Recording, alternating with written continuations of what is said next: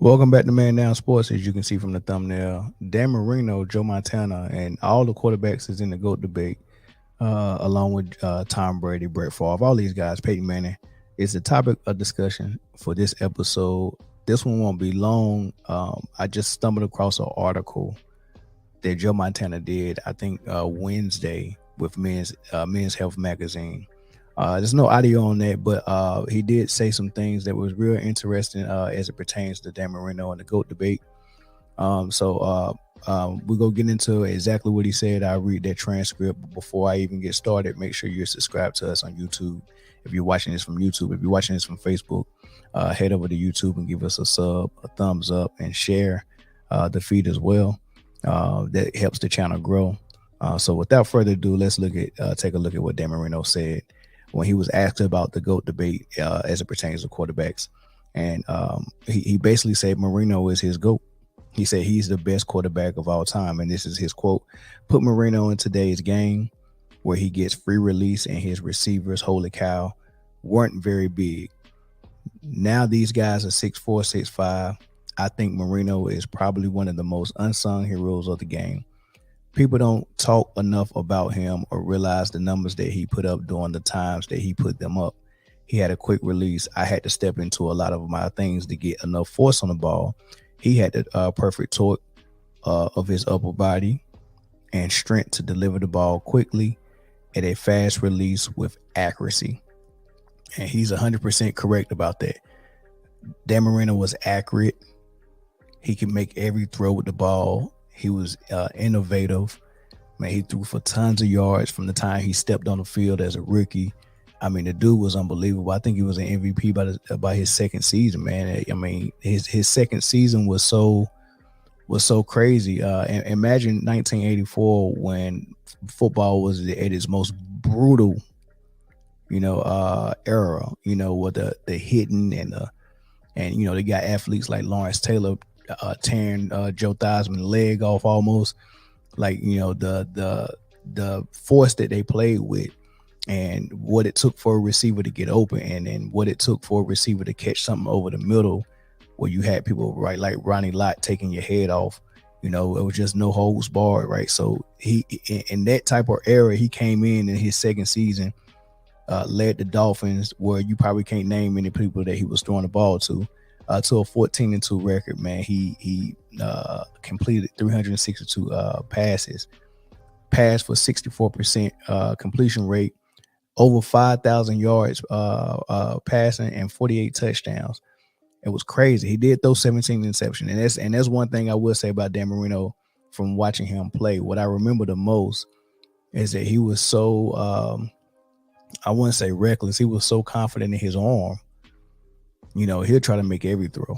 And Dan Marino used to throw some interceptions, man. Like I remember watching this guy play in the 90s.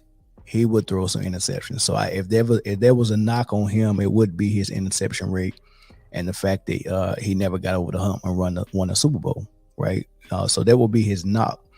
So when it comes to the quarterback, how you would grade a quarterback, and we're not talking about his paper resume, right? We're talking about just grading a quarterback. If we're scouting him, and if we were scouting every quarterback that's in the GOAT debate, and we wanted to take notes on what their strengths and weaknesses are, Dan Marino would probably check out over every quarterback in almost everything, except probably his interceptions. Like, he did throw some questionable balls, but everything else. Oh, and his legs. He wasn't much of a runner, but everything else in the pocket is Dan Marino. It really is Dan Marino, and I think the only person who really rivals him right now is Pat Mahomes. If you look at what we grade Joe Montana on, is the fact that he won and he was a phenomenal quarterback. Like, he thought the game. I think Joe Montana might be one of the smartest quarterbacks to play. Right, I think Tom Brady might be very close to as far as the brain and thinking the game. Tom Brady might be up there. Peyton Manning to be up there as well. So Montana, Brady, Manning, yeah, they're going to be up there, right? As far as what they can do with their legs, You know, the guys is, I mean, I'm not talking about Cam Newtons and Lamar Jackson's. You know, of course they're going to be super elite, but I'm talking about the guys that are in the GOAT, the greatest quarterbacks of all time. Cam Newton's not in that conversation. Lamar Jackson's not in that conversation. So amongst the guys that are considered one of, you know, the greatest, maybe the top 5 or top 10, as far as moving in the pocket and extending plays and making plays with your legs, I think Joe Montana might be up there. You know, I don't think Steve Young is in the GOAT debate for quarterback. So I think amongst those guys, that top 10, I think Joe Montana might be the most mobile. Pat Mahomes will probably be second. Or you know what? I take that back. Pat Mahomes might be first. Joe Montana might be second. Right? Marino's not in there. Tom Brady's not in there. Right? And then as far as all the other things, arm talent, pre-snap, you know what you think in the game and all that stuff. I think Dan Marino and Pat Mahomes is there. I didn't say Tom Brady name a lot in those categories. Now Tom Brady is super smart, so it's not really a stretch to say I think Dan Marino is a better quarterback than Tom Brady. Tom Brady just won more. He won more, and he was super smart. Tom Brady was super smart as a quarterback, and he won more.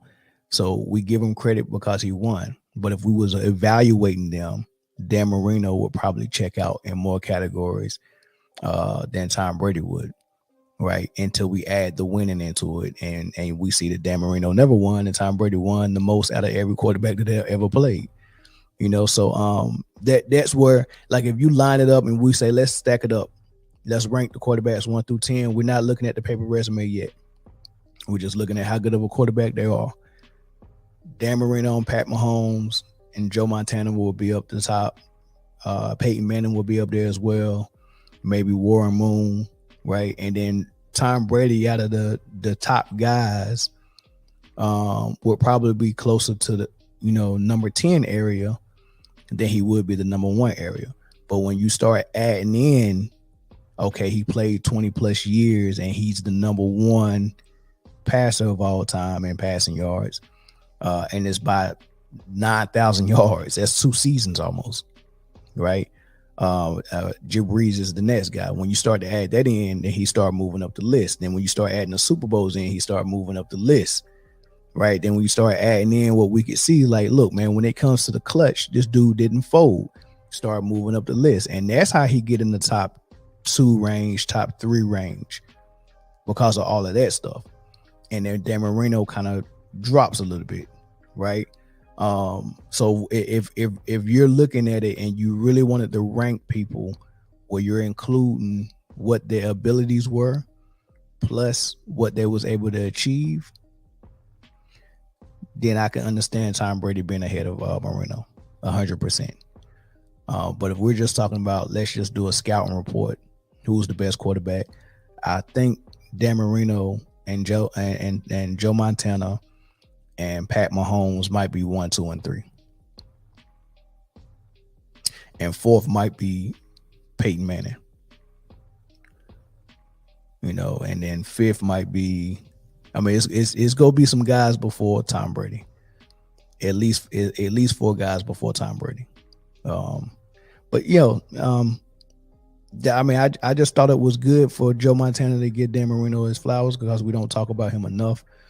We don't talk about all the things he did and how he innovated the game, man. If you go and look at the top passes of all time, man, I mean, you look at the numbers, it's gonna be overwhelmingly the guys from this new era of football.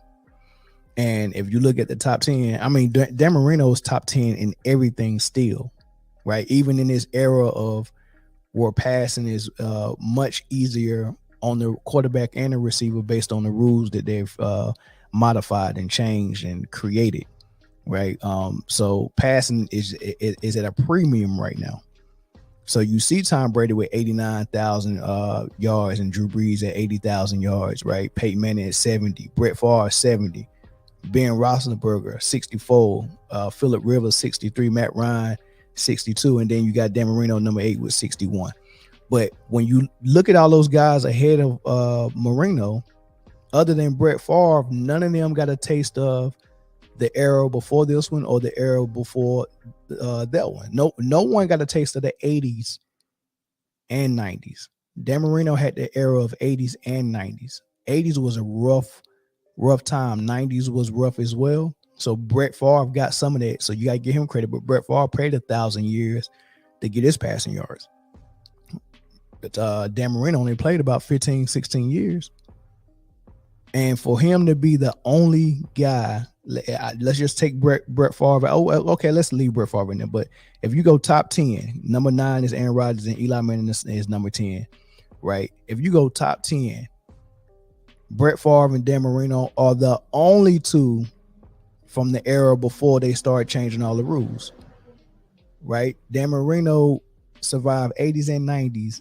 So for him to get that 61,000 by the time he retired, he was number 1 for a while until Brett Favre passed him, right? But there's nobody that was in the era of Dan Marino or before him that got close to that. The next guy was John Elway, and he passed for 10,000 less passing yards than Dan Marino. And John Elway played a long time, and he was a gunslinger, and he could throw, and he was a great quarterback. He's 10,000 yards behind Dan Marino. And then once the rule changes and all that stuff, which Brett Favre benefited a little bit from it, plus he played for a very, very long time, that's when guys really started to pass Dan Marino. And then, now you see how easy it is. Matthew Stafford, before it's all said and done, is going to pass him. Eli got very close to him. Aaron Rodgers is going to pass him this season. Matt Ryan even passed him. Phillip Rivers passed him. Big Ben passed him. Like these are not quarterbacks that are really on the caliber of quarterbacking as Dan Marino, Tom Brady, Peyton Manning, and Joe Montana. They're not even on the caliber as John Elway, right? So the fact that they passed them doesn't mean that they're better than them or they did something better than them. It just means it's a product of what the new era brought to the table or brought to NFL football. Just a lot of passing yards, right? So and you got to use that same, you got to grade it on the same curve with receivers as well. But I just thought that was interesting, and I think everybody should be paying a little bit more attention to who Dan Marino was and what he meant to football. I'm glad Joe Montana shine some light on it, to spark the conversation, spark the debate. Y'all let me know in the comments. It's your turn to weigh in. Let me know. Do you think Dan Marino is exactly what Joe Montana said, the greatest quarterback of all time? Or do you still think it's Tom Brady based on what he was able to do with his paper resume? All right. I'll see y'all on the next episode.